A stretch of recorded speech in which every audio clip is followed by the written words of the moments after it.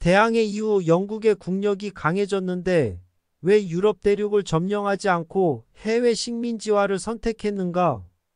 영국은 스페인 제국의 해외 상성과 해외 식민지를 약탈함으로써 빠르게 막대한 자본을 축적했고, 영국의 경제와 국력은 한때 유럽의 선두에 설 수 있었다.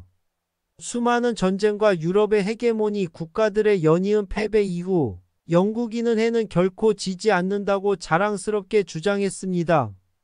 당시 유럽의 어떤 나라도 영국과 비교할 수 없었다고 할 수 있다.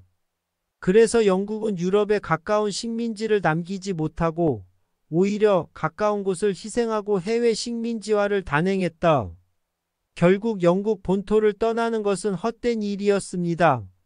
아니면 단순한 섬나라였습니까? 우선 영국이 이에 대해 생각해 본 적이 없는 것이 아니라 이미 실천하고 있다는 점을 말씀드리고 싶습니다.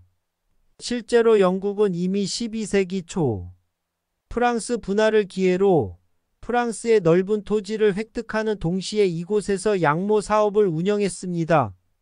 나중에 경제적 이익으로 인해 점차 통일된 프랑스인들은 영국의 지역 이익에 불만을 품고 잃어버린 영토를 되찾기를 원했습니다. 이로써 영국과 프랑스 사이에 거대한 백년 전쟁이 발발했다. 이 전쟁으로 인해 영국은 프랑스에서 넓은 영토를 잃었을 뿐만 아니라 프랑스가 대통일을 완성할 수 있었습니다. 프랑스 통일은 영국이 유럽 대륙에 진출하려는 욕구에도 가장 큰 걸림돌이 됐다.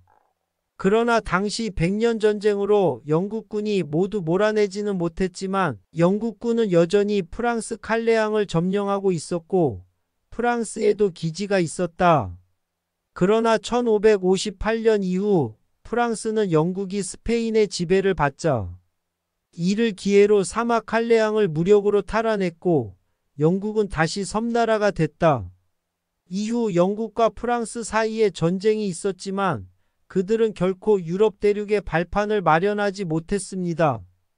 영국은 스페인 왕위 계승 전쟁에서 프랑스를 물리치고 나서야 다시 똑바로 서서 유럽 대륙에 대해 생각하기 시작했습니다.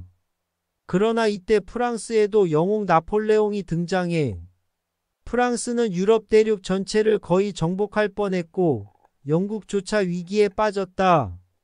얼마 지나지 않아 유럽 국가들은 연합을 형성해 프랑스를 물리쳤고 영국은 다시 유럽 대륙에 진출했다. 당시 영국은 프랑스 영토의 작은 부분만을 차지할 수 있는 방법이 없었습니다. 그러나 프랑스의 저항과 유럽 국가의 지원으로 영국은 다시 한번 유럽 대륙에서 쫓겨났습니다. 영국은 여전히 예전의 섬나라이다. 수백 년간의 침략 전쟁 후에도 그들은 유럽의 거점을 떠나지 못했습니다. 이 경험을 통해 영국인들은 유럽 국가들이 자신들보다 약하더라도 다른 국가를 발사하더라도 그다지 약하지 않다는 것을 이해하게 되었습니다.